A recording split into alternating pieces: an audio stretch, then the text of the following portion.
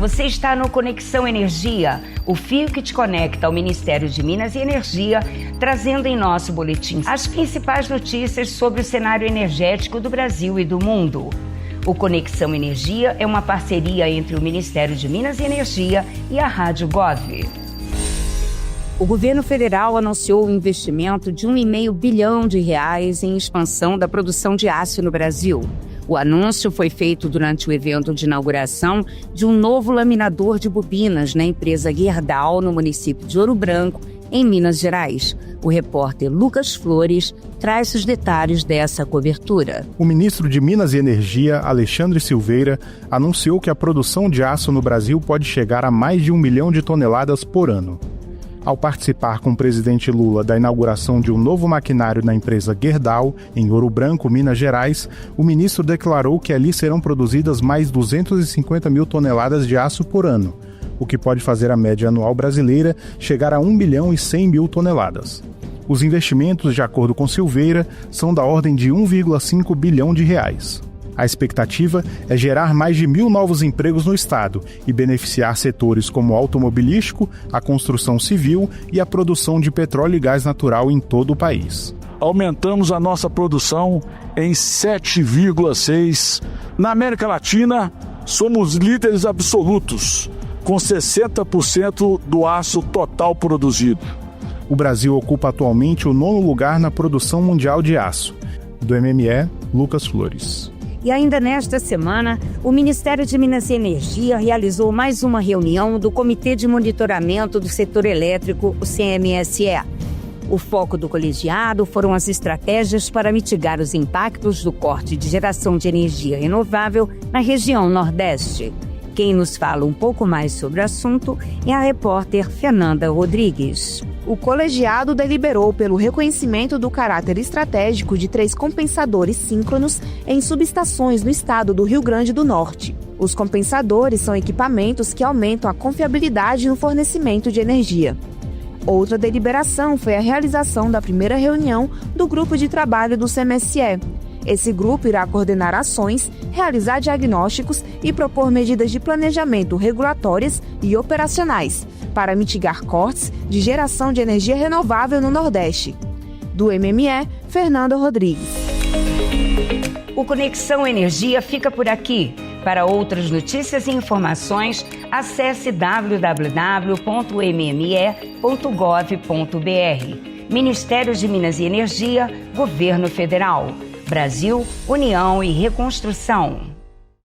Uma saudação muito especial aos nossos ouvintes, e é com imensa alegria que a Companhia Nacional de Abastecimento, a CONAB, realiza a divulgação do 6º levantamento de previsão de safra 2025. Nosso Brasil se avizinha para uma safra histórica de grãos, mas nós temos um recorte especial também para o Rio Grande do Sul, porque é um estado que contribui enormemente com a produção nacional. É o 3º estado que mais produz no nosso país, tem uma contribuição extraordinária na produção de grãos nacional. E a Conab projeta para o Rio Grande do Sul uma safra de 36,34 milhões de toneladas de grãos. Em que pese uma pequena redução de 1,3% em relação à safra passada, ainda assim é uma boa safra. A área plantada, a previsão é de 10,45 milhões de hectares, um aumento de 0,3%, mesmo com a queda de produção. Como eu disse, o Rio Grande do Sul é o 3º estado mais produtor do nosso Brasil, ficando atrás do Mato Grosso e do Paraná. A queda na produção foi motivada pela estiagem, que impactou principalmente a soja, que representa 50% da cultura agrícola do nosso Rio Grande do Sul. E a soja, justamente quando escasseou as chuvas, foi no momento crítico do ciclo, foi na floração, no preenchimento dos grãos. Então trouxe uma redução importante na produção da soja, que está estimada em 17,1 milhões de toneladas, é uma redução de 13,2% em relação à safra passada. Por outro lado, prezados ouvintes, nós temos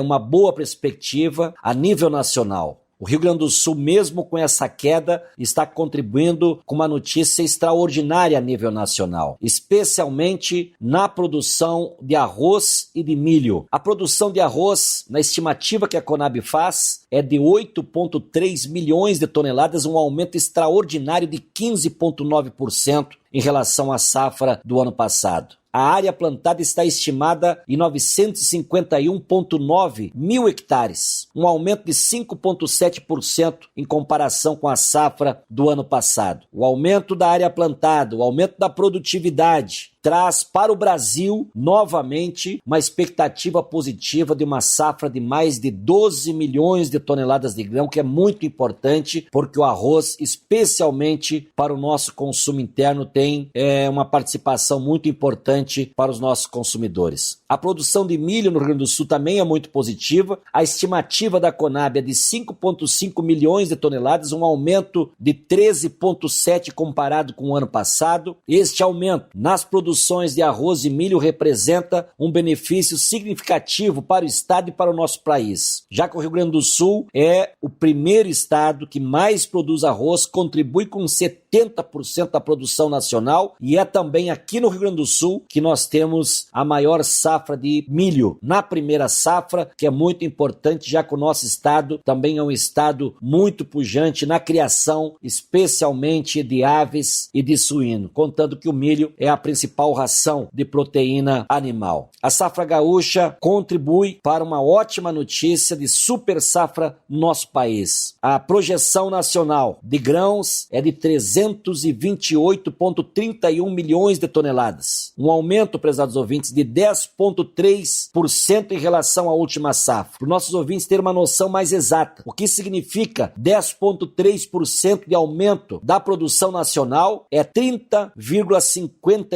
milhões a mais de toneladas de grãos que está projetadas para a safra brasileira, que se avizinha. Segundo dados desse sexto levantamento que a Conab faz, o Brasil terá uma safra histórica nesse 2025. Hoje nós tivemos a satisfação de termos a última reunião com o presidente da República e com os ministros da área jurídica, digamos assim, e política, para discutirmos a PEC da segurança. Houve o consenso de todos os presentes que, depois de uma discussão ampla dessa PEC, não apenas com os governadores, mas com a sociedade civil e também com a própria academia, ela estaria madura para ser enviada ao Congresso Nacional. Essa PEC, ela pretende, em linhas gerais, criar um SUS da segurança pública, ou seja, o Sistema Único de Segurança Pública, que estará na Constituição da República Federativa do Brasil, com recursos próprios e integrando todas as forças policiais do Brasil para combater a criminalidade organizada.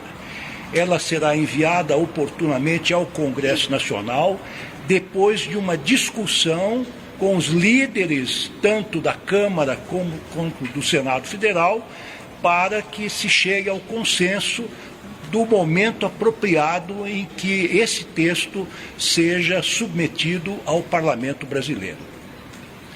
Essa articulação agora com as lideranças do Senado e da Câmara, do Congresso Nacional, será feita pela nossa ministra Gleisi, que recém assumiu agora a SRI.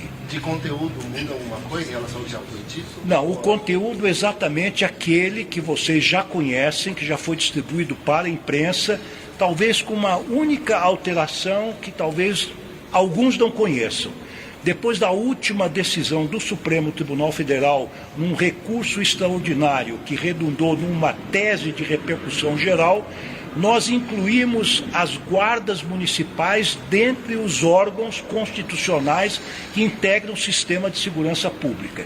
E nós deixamos também claro na Constituição, baseado na decisão da Suprema Corte do país, que as guardas municipais farão o policiamento urbano, o policiamento ostensivo e comunitário e terão o controle externo do Ministério Público. Então essa é a única, talvez, novidade que alguns não conheçam, que foi colocada dentro do texto, esta novidade, essa mudança, baseada nessa decisão da Suprema Corte do país. Você pode repetir, as guardas farão um policiamento urbano, ostensivo? Urbano, ostensivo e comunitário. Terão natureza civil e terão o controle externo do Ministério Público, como as polícias em geral no Brasil. Ministro, há uma previsão que isso aconteça ainda nesse mês do envio, porque também há um outro projeto de interesse do governo, que é o do imposto de renda. Se um projeto pode atrapalhar a tramitação do outro. Bom, hoje houve a decisão política de que este é um projeto que se enquadra dentro daqueles outros projetos prioritários do governo. É claro que o momento do envio disto será acordado com as lideranças do Congresso Nacional e, evidentemente, esse trabalho será feito pela nossa ministra da área. Ministro, tem um receio de parlamentares governistas de que esse texto passe por um processo de desfiguração dentro do Congresso, ou mesmo que o governo sofra uma derrota com esse projeto não sendo aprovado. Como é que vocês estão encarando isso? O que vocês esperam da tramitação do Congresso? Não, primeiro eu queria parabenizar o ministro Lewandowski, o Ministério da Justiça, a equipe toda, pelo esforço de construção dessa proposta de PEC. Ela organiza o sistema de segurança público no Brasil, é uma necessidade que nós temos e foi uma proposta debatida com diversos setores da sociedade, com os governadores. É óbvio que nunca você tem consenso. E como diz o presidente, sempre quando entra um projeto no Congresso Nacional, a probabilidade dele voltar alterado é grande. É claro, é legítimo dos parlamentares. Nós, antes de enviarmos a proposta, nós vamos fazer uma reunião com os líderes da base, junto com os presidentes da casa, para apresentá-la e também para avaliar o melhor momento de enviar a PEC formalmente. Acho que não vai ter problema quanto a isso. Vários líderes têm cobrado do governo posicionamentos nesse sentido, envio de proposta, querem fazer o debate da segurança pública. Eu penso que nós vamos ter um clima no Congresso propício a isso.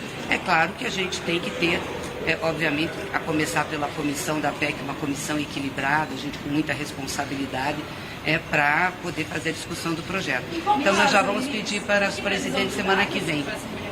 Não, nós gostaríamos de fazer semana que vem. Eu vou consultar tanto o presidente Alcolumbre quanto o presidente Hugo Mota, para que a gente possa marcar essa reunião na semana que vem e, a partir daí, acertar junto com eles. O presidente pediu para fazer isso de forma acordada, com eles o envio. Ministro, essa é a primeira reunião com os líderes só da base ou primeiro, na verdade, com os líderes do governo dentro do Congresso Nacional? Não, eu pretendo propor com os líderes da base, mas quero consultar os presidentes também, se eles querem ampliar ou não. Mas, obviamente, que a gente tem que conversar primeiro com a nossa base aliada. Presidente Davi e o presidente Hugo. Ministro, com relação ao projeto do imposto de renda e esse projeto, e essa PEC, como é que a senhora vê, assim, já que o imposto de renda é uma prioridade do governo? Como é que a senhora não são concorrentes em termos de prioridade, porque são áreas muito diferentes, né? Uma é a área econômica, e é uma necessidade também da população, e outra área de segurança pública. E o Congresso tem reiteradamente cobrado posicionamento sobre a segurança em relação ao Executivo. Então eu não vejo concorrência nisso, eu acho que podem tramitar. Mas não atrapalha? Não acho que atrapalha. Boa noite, ministra. Tem uma escolha de qual casa, por uma forma estratégica, que pode começar o debate de texto de hoje? Nós vamos conversar, por isso que nós vamos fazer a reunião com os líderes e com os presidentes, para que a gente, não só o ministro coloque o conteúdo, que já está mais ou menos divulgado, mas, sobretudo, os procedimentos e como nós vamos atuar para fazer com que a PEC tramite no Congresso. Tá bom? Obrigada, gente. Obrigada. O Brasil possui hoje 47 milhões de trabalhadores com carteira assinada. Incluindo 2 milhões e 200 mil de trabalhadores domésticos, 4 milhões de trabalhadores rurais e empregados do MEI, que são os microempreendedores individuais. Esses trabalhadores não tinham acesso ao empréstimo consignado. Mas para atender esses funcionários da iniciativa privada, foi criado o Crédito do Trabalhador, uma nova linha de empréstimo. Nele será possível utilizar a carteira de trabalho digital para ter acesso a empréstimo usando o FGTS como garantia. E vamos saber mais com o secretário executivo do Ministério do Trabalho e Emprego, Francisco Macena, que está com a gente aqui no estúdio da Voz do Brasil. Boa noite, secretário, bem-vindo. Boa noite, Luciano. Boa noite, Luciana. E boa noite a todos os ouvintes aqui da Voz do Brasil. Secretário, por meio do aplicativo da Carteira de Trabalho Digital, o trabalhador vai ter a opção de pedir uma proposta de crédito, autorizando as instituições financeiras habilitadas pelo Ministério do Trabalho e Emprego a acessarem seus dados. A jornalista de Belém do Pará, Camila Murakami, nos enviou uma dúvida sobre essa nova modalidade de empréstimo. Vamos ouvir.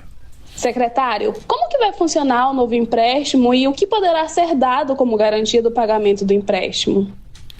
Bom, Camila, primeiro eu queria dizer que essa é uma medida que o presidente Lula encaminhou para o Congresso Nacional através de uma medida provisória que vai mudar estruturalmente o crédito no Brasil e vai incluir 47 milhões de trabalhadores que hoje não têm o consignado. Como é que vai funcionar? Você, Camila, vai entrar na tua carteira profissional digital, lá vai ter uma aba que vai falar consignado, empréstimo, crédito para o trabalhador. Você vai clicar lá e você vai falar, eu quero um empréstimo X reais. Você vai dar o valor que você quer. A partir desse clique que você deu lá, nós vamos encaminhar para todas as instituições financeiras os teus dados, porque você vai estar autorizando a gente passar teus dados. O tempo que você tem, salário médio, qual empresa que você trabalha, qual a profissão que você tem. A partir daí, automaticamente, as instituições financeiras vão te oferecer qual é a linha de crédito que elas têm disponível. E a taxa de juros. Você vai poder escolher dentro dessas propostas qual a menor taxa, não é obrigatório, mas você vai poder escolher qual a melhor taxa de crédito, ou então trabalhar com o teu banco e negociar com o teu banco também a partir de uma taxa referência que lhe foi dita.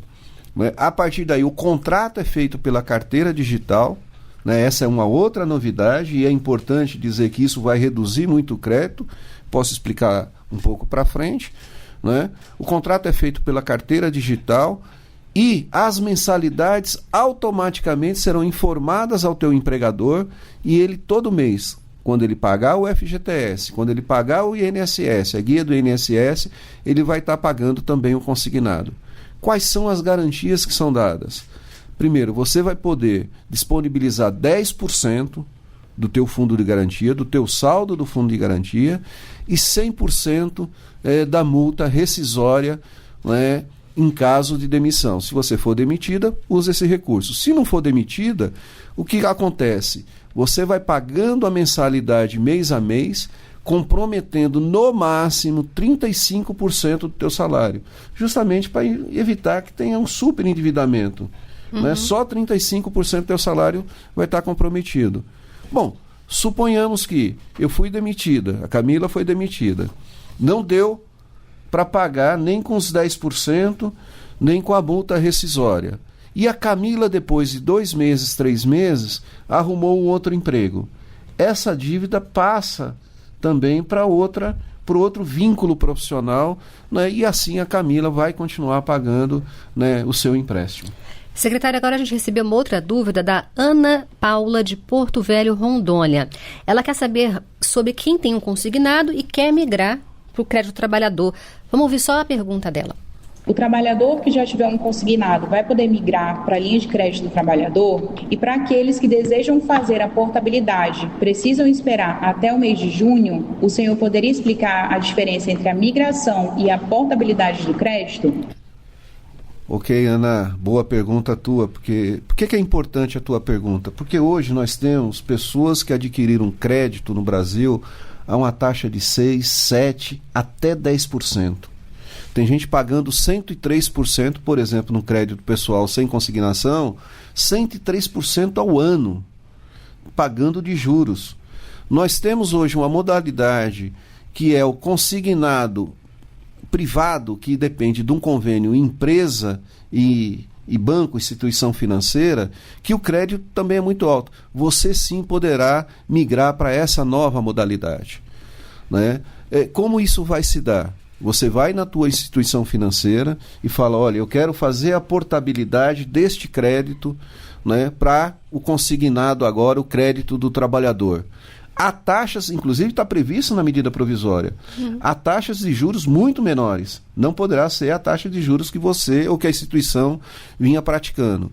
Bom, você migra, vai ter um crédito mais barato.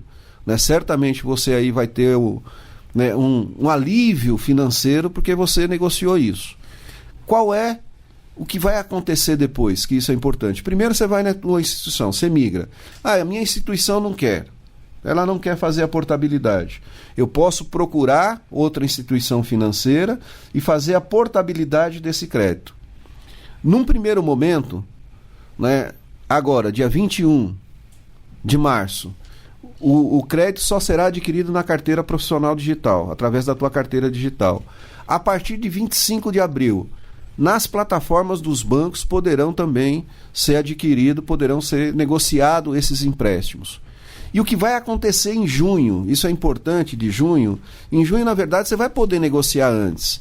Mas depois de junho, que isso estiver tudo alimentado na carteira profissional digital, na plataforma do governo, poderá haver uma portabilidade, inclusive, deste novo consignado que você fez. Eu fiz um consignado agora. Avaliei, a taxa de juros ainda está alta. Eu percebi que ao longo do tempo as instituições diminuíram a taxa. Né? Espero que o Banco Central diminua também, né, a taxa de juros nesse período. Olha, diminuíram. O que é que eu faço? Eu faço uma portabilidade desse crédito. É justamente, na nossa avaliação, essa competição que haverá entre as instituições financeiras que vai abaixar sobremaneira a taxa de juros. Secretário, esse crédito do trabalhador vai substituir o saque aniversário do FGTS? Não, ele não substitui o saque aniversário do FGTS. É uma alternativa que a gente está dando de crédito para todos os trabalhadores, mas aqui eu gostaria também de fazer um comentário. É uma alternativa que prejudica menos o trabalhador do que o saque aniversário. Por quê? Porque no saque aniversário, a gente presenciou, inclusive, outra medida importante do presidente Lula recentemente, do Ministério do Trabalho e Emprego, que liberou o recurso que estava bloqueado daqueles que aderiram ao saque aniversário. No saque aniversário, a regra é essa. Você entrou no saque aniversário, você adquiriu, antecipou o teu saque aniversário, fez um empréstimo dentro do teu saque aniversário. Se você for demitido, você não saca o teu fundo, o saldo. Suponhamos que, olha, eu pedi R$6.000 lá de consignado no saque aniversário. Eu tenho 10 mil de saldo. Né? O certo seria, olha, eu paguei os 4 e 6 eu retiro, que é meu. Não, fica bloqueado. Fica bloqueado para garantir, inclusive, a sustentabilidade do fundo. Mais do que isso, muita gente questionou, olha, eu quero comprar uma casa própria. Eu quero usar o recurso do FGTS para esse financiamento, mas eu aderi ao saque aniversário. O saldo ficou bloqueado, ele não conseguiu aderir. Então, é importante esclarecer. Mantém-se ainda o saque aniversário, mantém a alienação do saque aniversário, mas o trabalhador, com essas informações, vai poder optar aquilo que é melhor para ele. Tá ótimo. A gente conversou com o secretário executivo do Ministério do Trabalho e Emprego, Francisco Macena. Secretário, muito obrigado pelas informações. Eu que agradeço a oportunidade de estar aqui conversando com vocês, esclarecendo os ouvintes. Formado por 10 ministérios, o Comitê Executivo de Gestão da Câmara de Comércio Exterior aprovou a redução a zero do imposto de importação de 11 alimentos. São eles carne, café torrado, café em grão, milho, azeite, óleo de girassol, açúcar, massas, biscoitos, sardinha e óleo de palma. A medida é para reduzir a inflação dos alimentos e passa a valer a partir desta sexta-feira, dia 14 de março. De acordo com o vice-presidente e ministro do Desenvolvimento, Indústria, Comércio e Serviços, Geraldo Alckmin, não há um prazo definido para a vigência dessa medida. Por quanto tempo? Não tem data definida. Por quanto for necessário para a gente estimular a redução de preço, diminuir o preço da comida, reduzir imposto, ajudar a população a poder adquirir alimentos com menor preço. O vice-presidente também comentou a decisão dos Estados Unidos de taxarem em 25% as importações americanas de aço e alumínio. A medida foi adotada para todos os países, mas para Alckmin não deveria ser aplicada ao Brasil. Nós entendemos equivocada, porque primeiro o Brasil não é problema na questão comercial para os Estados Unidos. Os Estados Unidos têm déficit comercial no mundo, mas não tem com o Brasil. Ele tem superávit comercial. Nesta sexta-feira será realizada uma reunião técnica do Comitê de Cooperação Econômica Brasil-Estados Unidos para discutir o assunto. As conclusões serão repassadas ao presidente Lula.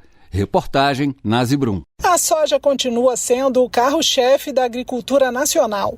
Neste ano, a colheita deve atingir 167,4 milhões de toneladas, um aumento de 13,3% em relação à safra anterior, de acordo com a estimativa da Companhia Nacional de Abastecimento. Já o milho, somando todas as safras do ano, deve chegar a 122,8 milhões de toneladas, um crescimento de 6,1%. Outras culturas, como arroz, feijão e algodão, também registraram alta na produção. Resultados que, para o presidente da Conab, Edgar Preto, são uma resposta ao trabalho que tem sido feito pelo governo federal. Toda a política de apoio aos produtores que tivemos no último Plano Safra, juro de 3% ao ano para quem optar em produzir arroz, feijão e outras culturas, especialmente que é para o nosso mercado interno. Estamos fazendo a colheita esse ano das boas políticas plantadas no ano passado. Agora a Conab também acompanha a montagem do próximo Plano Safra, para que possamos aumentar a oferta de alimentos no nosso país, equilibrar os preços justos para os consumidores. No total, a safra de grãos 2024-2025 pode alcançar um novo recorde, chegando a 328,3 milhões de toneladas, um crescimento de mais de 10% em relação ao ciclo anterior. O resultado reflete um aumento na área plantada e a recuperação na produtividade média das lavouras. Um dos impactos diretos é a melhora no preço dos alimentos para os brasileiros. Com o aumento da oferta, a tendência é que os preços fiquem mais acessíveis para a população. De acordo com o engenheiro agrônomo e especialista em conjuntura econômica, Alberto Pfeiffer, toda a cadeia se beneficia. Mais produção, aumenta a oferta, reduz o preço, mais qualidade, produto melhor na mesa do consumidor. Quanto mais política pública favorecendo o produtor, vai favorecer o consumidor. Além de garantir o abastecimento interno, essa produção recorde fortalece o Brasil no mercado internacional, como destacou o professor de economia Renan Silva. Essa safra também deve contribuir bastante com as exportações e a balança comercial brasileira e reafirma a posição do Brasil como um país ali que representa a segurança alimentar no cenário internacional. E o bom momento do setor foi confirmado também pelo IBGE. Segundo o levantamento da produção agrícola, a safra de 2025 deve alcançar 323,8 milhões de toneladas, um crescimento de 10% em relação ao ano passado. Vale lembrar que a análise da Conab considera o ano safra, que vai de outubro a setembro. Já a produção de grãos estimada pelo IBGE faz uma análise do ano civil, de janeiro a dezembro. Reportagem Caroline Blaut. O programa Tarifa Social de Energia Elétrica oferece descontos de até 65% na fatura de energia para famílias de baixa renda. No caso de indígenas e quilombolas, o abatimento pode chegar a 100%. O programa tem apoiado famílias como a da costureira Marina Ribeiro, moradora de Santa Maria, no Distrito Federal. É da máquina de costura que ela tira o sustento dela e da filha com deficiência. Há 2 anos, Marina passou a receber o benefício da tarifa social de energia e comenta como isso ajuda no orçamento doméstico. Para mim, a diferença é muito grande. Qualquer 10, 20, 50 reais de desconto que vem na energia, para mim ajuda muito. Só no ano passado, o programa Tarifa Social de Energia Elétrica concedeu quase 6 bilhões e meio de reais em descontos nas contas de luz de consumidores de baixa renda. O benefício alcançou mais de 17 milhões de famílias em todo o Brasil. Em dezembro, o desconto médio concedido por família foi de R$ 32,25. A chefe de gabinete adjunta da Agência Nacional de Energia Elétrica, ANEEL, Lívia Maria Rage, explica como funciona o desconto, que varia de acordo com o consumo. Eles recebem descontos a depender da faixa de consumo, né? Por exemplo, até 30 kWh mês de consumo, o desconto é de 65%. E para quilombolas e indígenas, esse desconto é de 100%. E à medida que essas faixas de consumo vão aumentando, os descontos se reduzem. Mas no fim do mês, o que o consumidor percebe é uma conta de energia menor. Para fazer parte do programa, a família precisa cumprir alguns dos seguintes requisitos: fazer parte do Cadastro Único para programas sociais do governo federal com renda de até meio salário mínimo por pessoa. Entram também as famílias com renda total de 3 salários mínimos que tenha algum membro da família que faça uso de equipamentos elétricos para o tratamento de saúde. A tarifa social é aplicada ainda aos idosos com 65 anos ou mais, ou pessoas com deficiência que recebam o BPC, o benefício de prestação continuada da assistência social. O desconto automático está previsto em lei e é realizado pelo número do CPF, mas existem famílias que acabam não sendo identificadas por vários motivos. A orientação é procurar o Centro de Referência de Assistência Social, o CRAS. Reportagem Cleide Lopes. Com inscrições abertas desde o dia 24 de fevereiro, o novo PAC Seleções 2025 está aberto até dia 31 de março para que gestores enviem seus projetos. Nessa etapa, estão previstos 2 bilhões de reais de investimentos para a melhoria na qualidade do abastecimento de água em centros urbanos. A política faz parte dos esforços do governo federal para o alcance da meta de universalização estipulada no Marco Legal do Saneamento, atender 99% da população brasileira com acesso à água potável de qualidade até 2033, com a universalização do acesso à água no Brasil. O programa Água para Todos visa atender os municípios com maiores déficits de saneamento, com projetos para ampliar o acesso e melhorar a qualidade dos serviços de abastecimento de água. Os empreendimentos levarão água de qualidade para a população, contribuindo para a melhoria da qualidade de vida das pessoas. Podem propor projetos para essa modalidade estados, Distrito Federal, municípios, consórcios públicos ou prestadores públicos de serviços de saneamento para que municípios com domicílios sem abastecimento de água adequado recebam a aplicação do programa. Da agência Rádio Gov em Brasília, Lademir Filipim. O prazo para a entrega da declaração do Imposto de Renda Pessoa Física 2025 começa na próxima segunda-feira, dia 17, e vai até 30 de maio. A Receita Federal espera receber pelo menos 46 milhões de declarações, cerca de 3 milhões a mais que no ano passado. O programa gerador da declaração já está disponível para preenchimento. A partir de 1º de abril vão ser liberados a declaração pré-preenchida e o envio por dispositivos móveis pelo aplicativo Meu Imposto de Renda. Segundo o governo federal, há novidades no programa. A partir desse ano, os dados de contas bancárias no exterior foram incluídos na declaração pré-preenchida após a legislação determinar a tributação de empresas de investimentos em outros países, as chamadas offshores. Além disso, os rendimentos no exterior agora são tributados anualmente, com alíquota de 15%.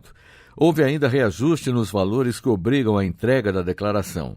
O limite de rendimentos tributáveis passou de R$ 30.639,90 para R$ 33.888.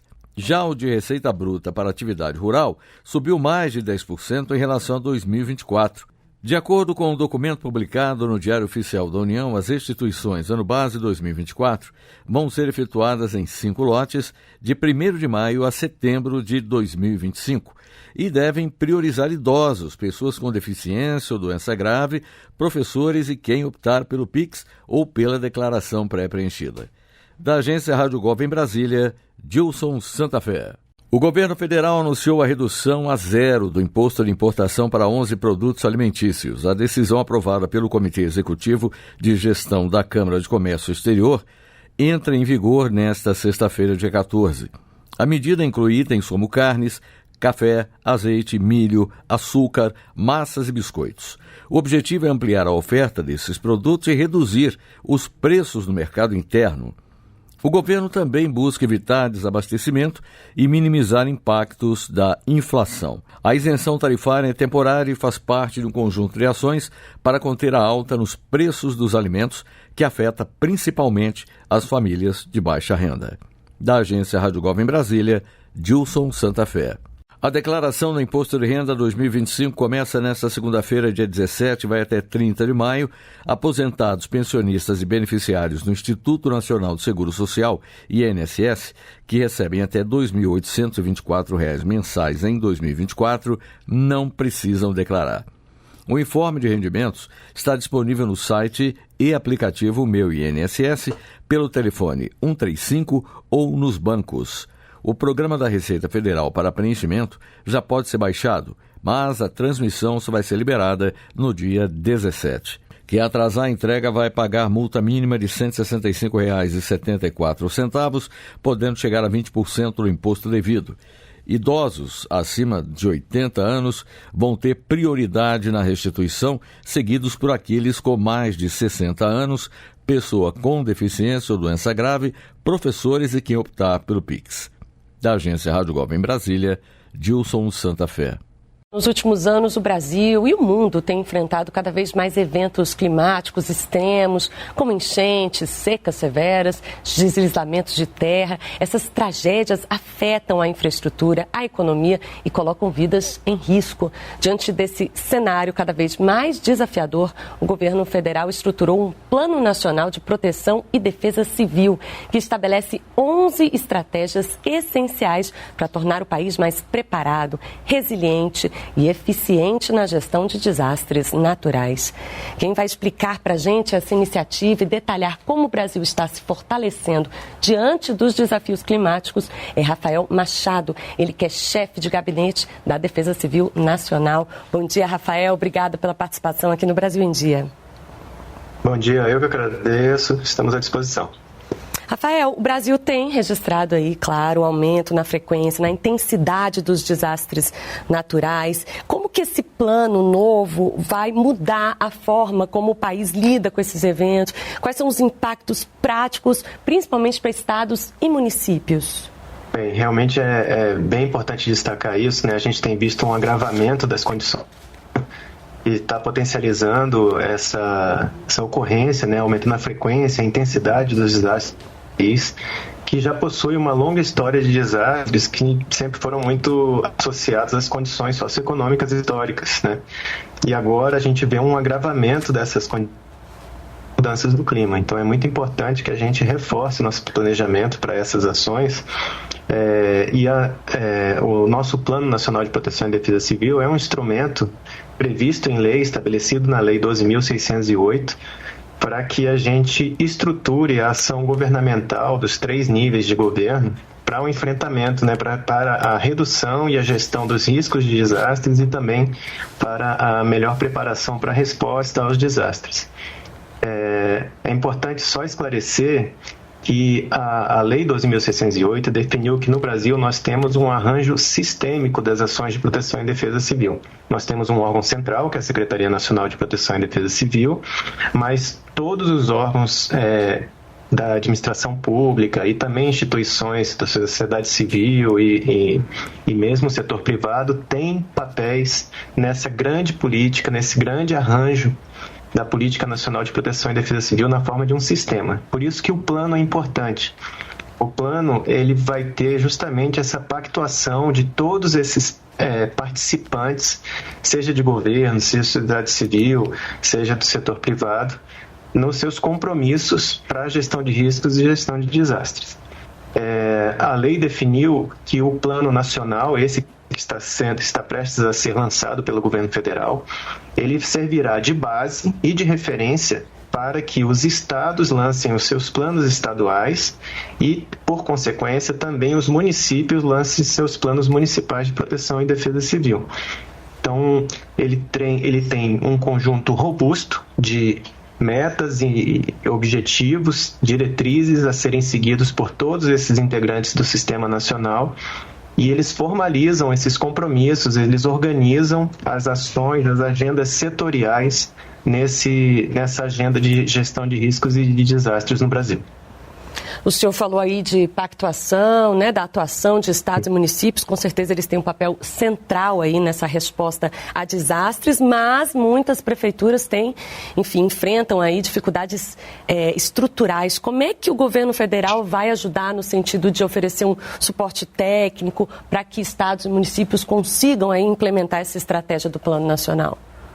É muito importante essa questão. Nós já temos uma história longa de apoio técnico nessa agenda de proteção e defesa civil aos estados e municípios, né? Então, o próprio plano, ele é composto de uma série de componentes, de produtos, de etapas que já endereçam as providências para a elaboração do plano, já encadeiam as etapas de estruturação de um plano de proteção e defesa civil. Para além disso, a gente tem grandes plataformas de capacitação em todos os segmentos da gestão de riscos, gestão de desastres, da proteção e defesa civil, disponíveis na modalidade EAD, para os parceiros do Sistema Nacional de Proteção e Defesa Civil, em especial para os parceiros dos estados e dos municípios. E também a Secretaria Nacional de Proteção e Defesa Civil mantém um canal permanente de contato direto com os estados, com os municípios, estando sempre à disposição para desenvolver agendas técnicas, capacitações, tratativas conjuntas para a gente apoiar os estados e municípios tecnicamente nesse processo. Eu acho que é importante também a gente destacar que essa gestão de riscos, ela vai além de uma resposta emergencial, né? E, na verdade, você trazer ali uma prevenção, uma diminuição, você observar antes de acontecer. Um dos pontos altos é justamente você identificar os riscos em curto, médio e longo prazo. Explica para o telespectador o quanto isso é importante, por exemplo, para a formulação de políticas públicas nesse sentido. Exatamente, é cada vez mais importante que a gente consiga se antecipar aos desastres. A gente, historicamente, o Brasil vem sendo muito demandado a responder aos desastres, mas agora a gente precisa ampliar esse escopo, né, e focar na prevenção e na preparação.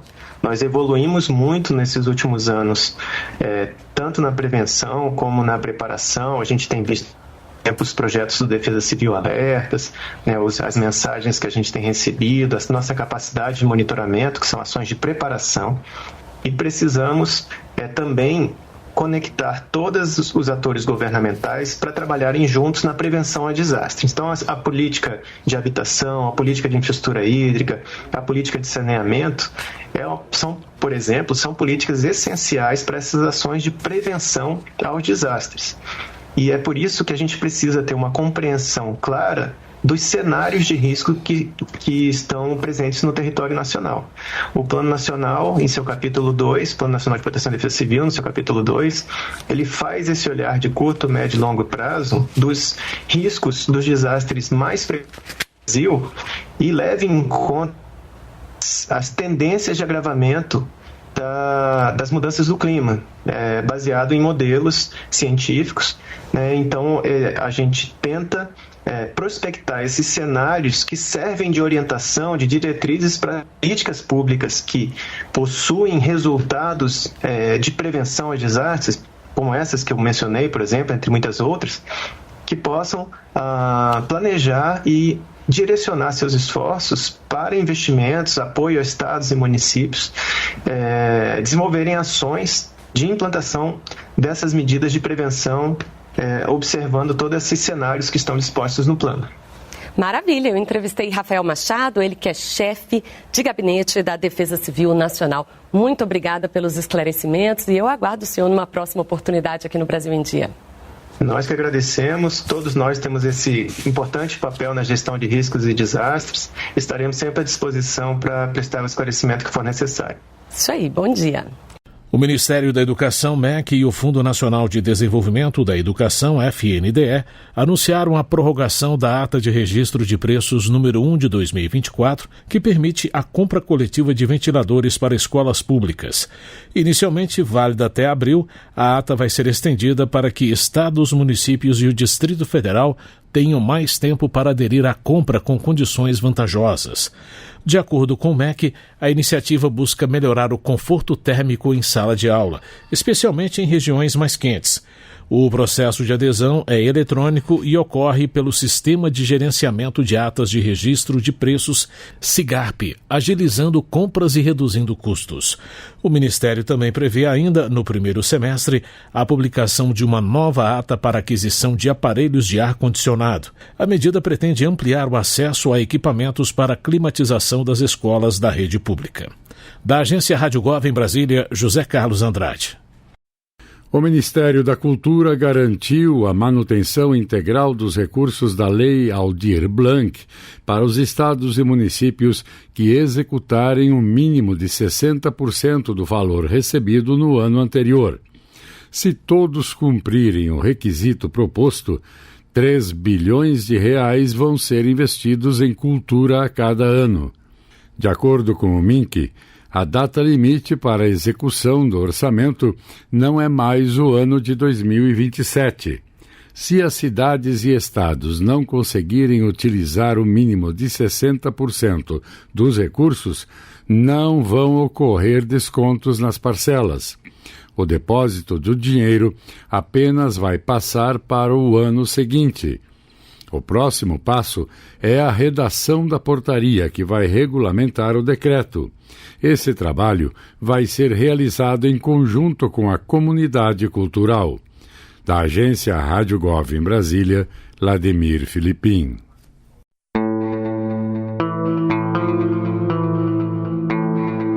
Cenas que chocaram, que entristeceram indígenas Yanomami famintos, desnutridos, sem lavoura, sem pesca, sem caça, tudo desestruturado pela contaminação de metais pesados, pela invasão de milhares de garimpeiros.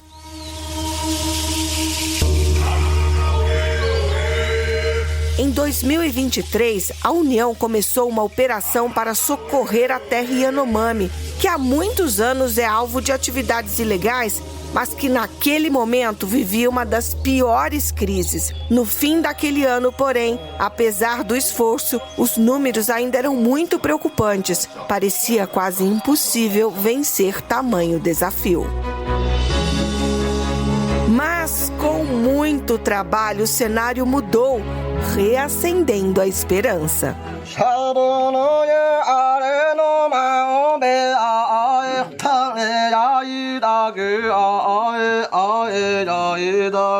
Uma mesa de coordenação que se reúne todos os dias para analisar as operações com todos os órgãos, pensar o dia seguinte, ter relatórios diários. Então tem toda uma metodologia que a gente levou para lá, com esse peso maior como Casa Civil e Casa de Governo. E hoje você vai saber que estratégias foram decisivas no trabalho de desintrusão, de retirada dos garimpeiros. Nosso entrevistado é Newton Tubino, coordenador da Casa de Governo em Roraima, uma central de operações do governo federal que há 1 ano foi instalada perto da reserva para, com o apoio de órgãos locais, fazer frente a uma atividade predatória e ilegal. E a gente dividiu em 2 eixos aí. A gente tem o eixo direto do combate ao garimpo dentro do território, né? Então aquela atividade diária que a gente está fazendo, que é combate ao garimpo mesmo, mas também o que a gente tirou como estratégia, que é a questão do apoio à logística ao garimpo. Então, combustível, pista de pouso, aeronave, tem um conjunto de elementos que dão a sustentação para o garimpo funcionar dentro da terra indígena. E também aí a gente, além dos órgãos que normalmente participam dessas operações, a gente agregou as agências, a ANP, a ANAC, a NTT, Agência de Petróleo,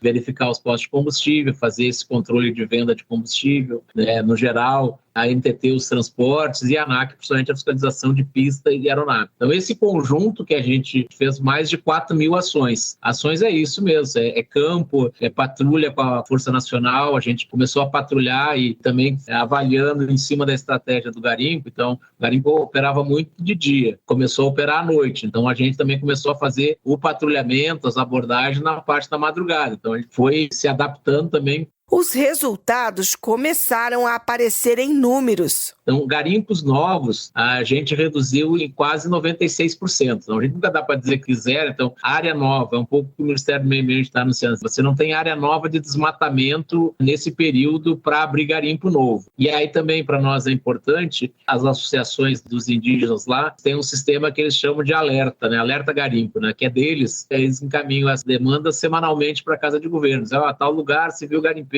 diz que está funcionando o garimpo. E desde dezembro, eles mesmos, quando mandam os alertas, diz que não tem identificado nenhum garimpo funcionando.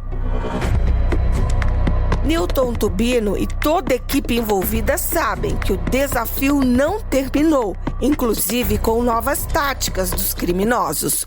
O garimpo está mais remoto e mais distante das regiões, que também é um outro desafio para nós. Antes você tinha o garimpo, aquela foto tradicional do buraco aberto, ali está a máquina, que é o motor ali, o acampamento era tudo meio junto. Hoje você tem esse buraco, mas o acampamento está a 5 km, a caixa que é usada para fazer a separação dos produtos está a 1-2 km dentro da mata. Tipo, a partir de setembro, cada vez mais a gente tem mais dificuldade no sentido que o desgaste é maior da ação de território. Você tem que pousar e caminhar 4-5 km na mata para localizar esses produtos. É mais difícil para quem fiscaliza, mas também ficou mais complicado para quem opera as atividades ilegais e criminosas.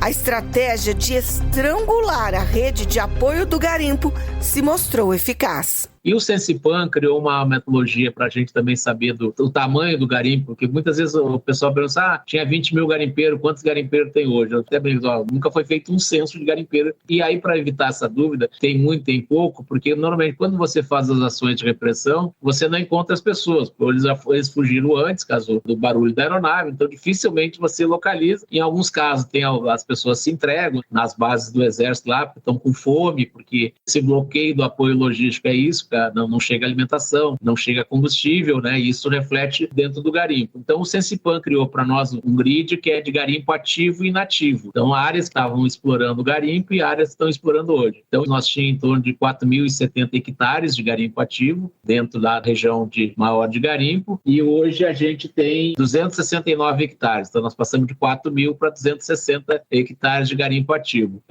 Ainda a gente não zerou, a gente continua trabalhando e a gente vai acabar com áreas de exploração, mas vai ser uma permanência, monitoramento, porque como a área é muito grande, você vai sempre ter alguém tentando entrar ou tentando explorar. Então você vai conseguir terminar com os grandes focos. Hoje a gente já terminou com boa parte da grande concentração de garimpos, é o que atingia muitas comunidades indígenas, e você tem pontos de garimpo, e é importante, assim, todos os pontos de garimpo ainda que tem, eles estão bem distantes das comunidades indígenas. Então, por isso, os depoimentos dos indígenas agora conseguem tomar banho, que eles conseguem pescar no rio, que os garimpos antes estavam grudados nas aldeias, hoje que ainda resta bem distante. Então essa redução foi uma redução de 95% de garimpo em funcionamento. Agora em março, quando a gente fizer o balanço das ações de fevereiro, né, talvez esse número diminua mais ainda de garimpo ativo lá.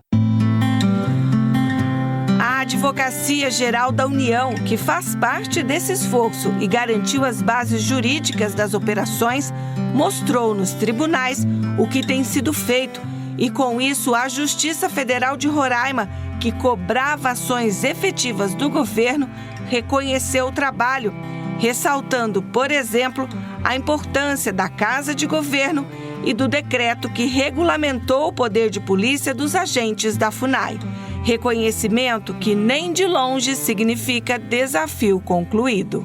criar algumas bases que são estratégicas, a gente vai manter o monitoramento, patrulhamento, com imagem de satélite e patrulhamento fluvial. Aí são várias ações que a gente vai manter para evitar o retorno dessa atividade, né? Sabendo que o garimpo é muito rentável, o preço do ouro é muito rentável, né? Lá tem muito ouro e muita caceterita, que é um outro produto que tem um preço muito alto no mercado, mas as ações que a gente tem feito também tem esse objetivo. Quanto mais você aperta essa logística do garimpo, mais a atividade fica cara. Então, assim, um exemplo, 1 litro de óleo diesel hoje no garimpo custa R$70, né? Lá dentro. Um voo que antes lá, esses voos que ainda utilizam para levar garimpeiro, produtos para dentro da terra indígena, que custava no ano passado 5, 6 mil reais, hoje custa 20 mil reais. Que daí quem banca isso, quem financia isso, que a Polícia Federal continua fazendo investigações, ano passado teve prisões, quem banca isso, ele chega um momento que fica antieconômico. A atividade tem que ficar antieconômica para não ter atração para ele explorar ali. Ele vai procurar outro lugar. Infelizmente, ele vai procurar. Ali tem a região do que eles estão passando muito para a Guiana, tem vários que foram para a Guiana, né? Alguns são públicos, que falam lá, nós fomos embora, esse governo não deixa a gente trabalhar.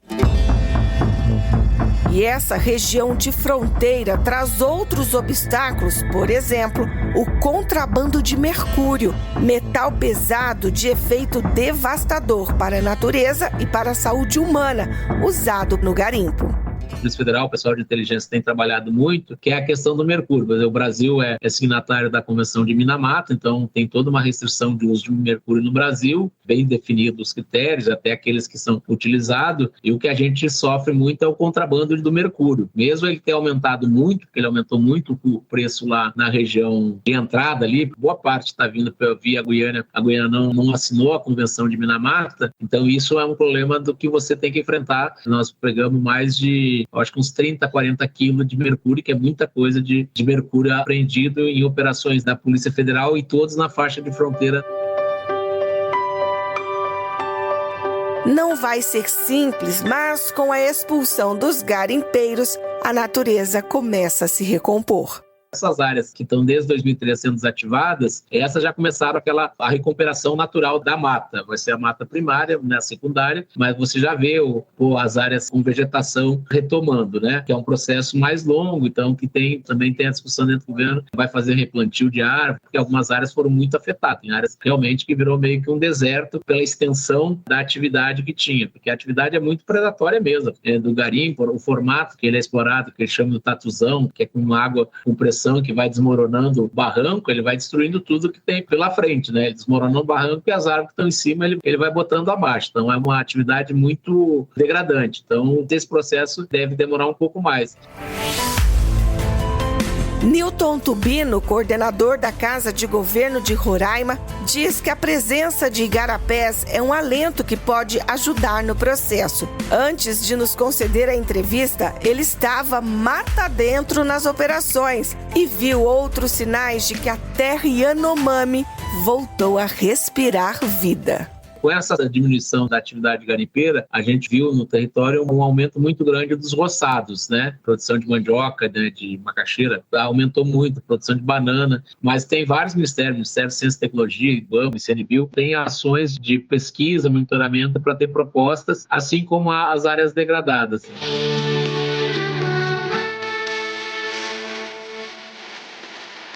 De Brasília, Raquel Miura.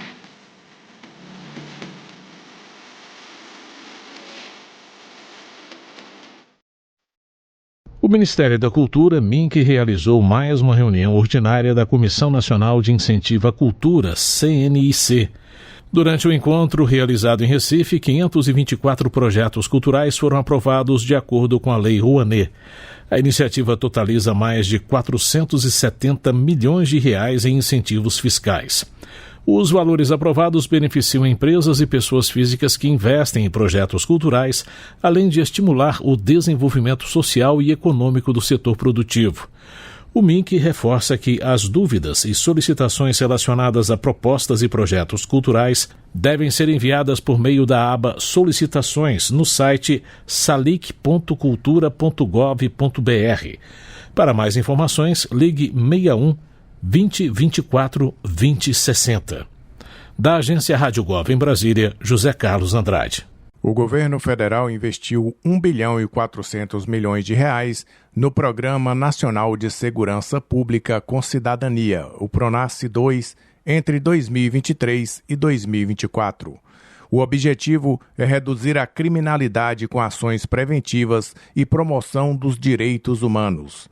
As iniciativas são distribuídas em 5 frentes principais: combate à violência contra mulheres, segurança em áreas vulneráveis, reintegração social de presos e egressos, apoio a vítimas da criminalidade e enfrentamento do racismo estrutural. O programa prioriza 163 cidades que concentraram metade das mortes violentas no país em 2021 e dá atenção especial a jovens de 15 a 24 anos e mulheres. De acordo com informações do governo federal, entre as principais ações destacam-se a construção de 17 casas da mulher brasileira, entrega de 270 viaturas para delegacias especializadas, doação de 400 veículos para guardas civis municipais e qualificação de mais de 140 mil profissionais de segurança. Da agência Rádio Gov, em Brasília, Claudimário Carvalho. Brasil contra fake. É falso que o governo federal tenha realizado contratações sem licitação para a organização da COP30, a Conferência do Clima que ocorrerá em Belém do Pará em novembro deste ano. O governo federal e a Organização de Estados Ibero-Americanos, a OEI, formalizaram um acordo de cooperação internacional com o devido respaldo técnico e legal, visando contratação de empresas para a estrutura e serviços necessários à realização da COP30. Essas contratações estão sendo feitas por meio de licitações, que são publicadas no site do organismo internacional e anunciadas por aviso no Diário Oficial da União. O secretário extraordinário para a COP30, Walter Correia, explica como se dá a cooperação entre o governo federal e a OEI. Nós temos trabalhado com toda a transparência e dentro dos parâmetros dos órgãos de controle e fiscalização do Brasil. E temos também acompanhado detalhadamente todos os passos da licitação com as empresas que vão montar as estruturas da COP30 em Belém. O governo federal, bem como governos estaduais e prefeituras, atuam em cooperação com diversos organismos internacionais e multilaterais há muitos anos para receberem suporte em projetos específicos. A aplicação dos recursos pela Organização de Estados Ibero-Americanos é acompanhada pela Secretaria Extraordinária da COP30, abertos à auditoria e fiscalização do Sistema de Controle Interno do Poder Executivo Federal, dentre outros. Outra desinformação sobre a COP30 diz respeito à estrada PA 020, batizada Avenida Liberdade, que não faz parte das obras voltadas para o evento e nem é de responsabilidade ou execução do governo federal. Na hora de se informar, procure fontes confiáveis. Reportagem Jorge Marques. Para mais informações, acesse gov.br/Brasil contra fake. O presidente da República, Luiz Inácio Lula da Silva, e o vice-presidente Geraldo Alckmin participaram nesta sexta-feira, 14, da entrega de 789 novas ambulâncias do Serviço de Atendimento Móvel de Urgência SAMU 192. O investimento de 243 milhões de reais faz parte do novo PAC e tem como meta renovar a frota e garantir cobertura universal até 2026. Dessas unidades, 703 substituem veículos em 501 cidades de 13 estados, enquanto 86 ambulâncias avançadas ampliam o serviço para 72 municípios de 17 estados. Segundo números do governo federal, o SAMU passa a atender agora mais de 20 milhões de pessoas. Desse total, 1.700.000 são de novos beneficiários do 192. A cobertura nacional sobe para 89% da população. Segundo o governo, entre 2019 e 2022, foram entregues 366 ambulâncias. A meta é levar a cobertura do SAMU para mais de 90% da população até o final de 2026. Da agência Rádio Gov em Brasília, Claudimário Carvalho.